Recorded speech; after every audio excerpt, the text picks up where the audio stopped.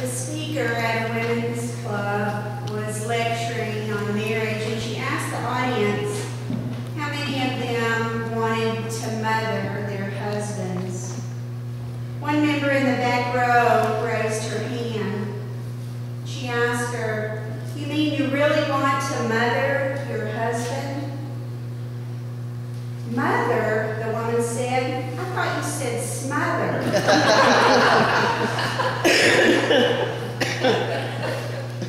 A Protestant young man was marrying a Catholic girl. They met with her priest to sign some pre-wedding ceremony papers. While filling out the form, the young man read aloud a few questions. When he got to the last one, which read, "Are you entering this marriage of your own will?" he looked over at his fiancée. "Put down yes," she said. There was a sad article in the newspapers about a man in Redlands, California, and his name was Glenn Scotty Wolf. Wolf had been married 29 times. A flamboyant, Bible-thumping minister who held the Guinness Book of World Records title as the most married man for more than 35 years. Wolf died of heart disease at a nursing home. He was 88 years old. He died 10 days before his first wedding anniversary with wife number 29, Linda Essex Wolf, the world's most married woman with 23 husbands.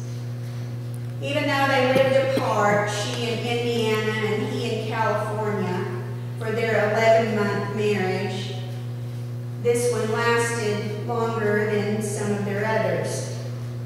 Wolf's shortest was 19 days, while Essex Wolf once ended a marriage after 36 hours.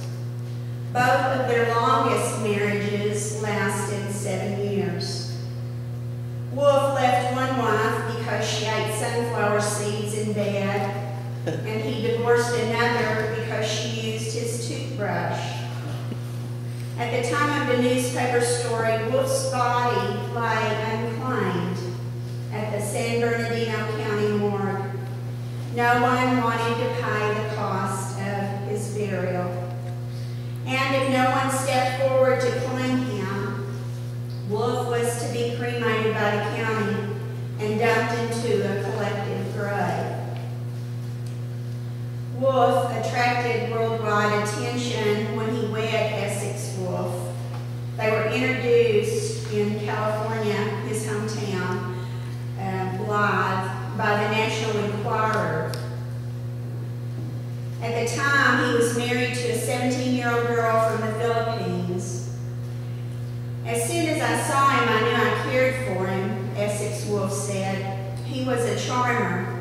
He married a lot of beautiful women, a lot of young women.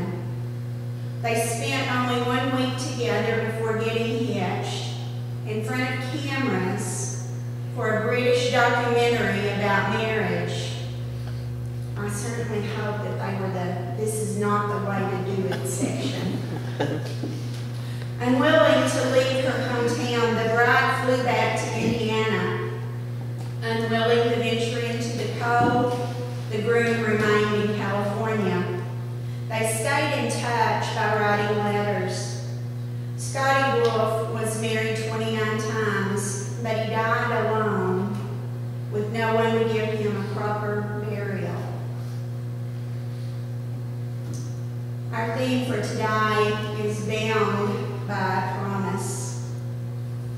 You can tell a lot about a person or persons by how they treat their promises to others. If you will, contrast Scotty Wolf's story with that of Mel Pender. Mel has been the Director of Community Affairs for the Atlanta Hawks basketball team. Mel's life has been an unqualified success. And it all began with a promise that he made to his mother when he was just 16 years old. I'm going to do something with my life to make you proud of me, he said. He has kept that promise many times over. Now, Pender entered the armed forces right out of high school and was sent to Okinawa. One day, his division had an opportunity to compete in a track meet with a division of Japanese and Okinawan soldiers. Now, known for his incredible quickness in camp, was asked to sign up. Although he had no training in track, he agreed to try. Mel won his event, and he discovered that he had a gift for speed and explosive starts. He went on to win many more track meets while he was stationed in Okinawa. In 1961, Mel's division was given some time off to visit Tokyo, the future site of the '64 Olympics. Mel resolved then to qualify for the Olympics. He continued his service in the Army, but he devoted his free time to rigorous physical conditioning.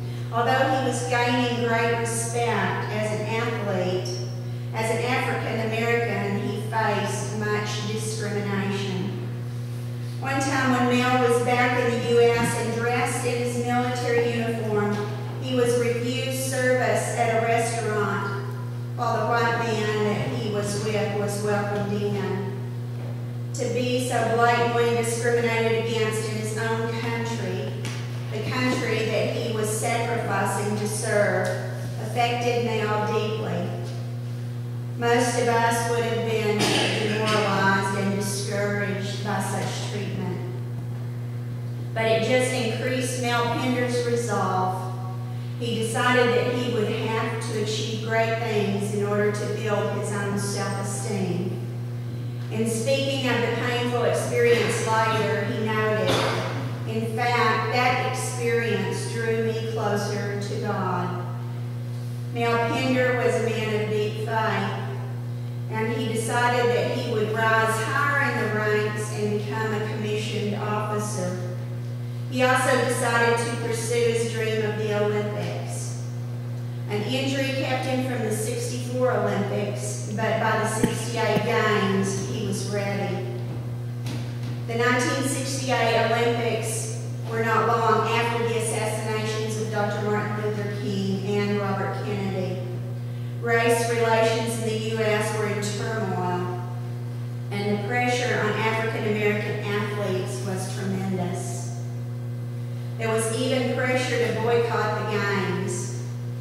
Some of you remember the outcry in those games when Tommy Smith and John Carlos won the gold and bronze medals in their events, the 200-meter dash, and they raised their gloved fists in the air in a protest.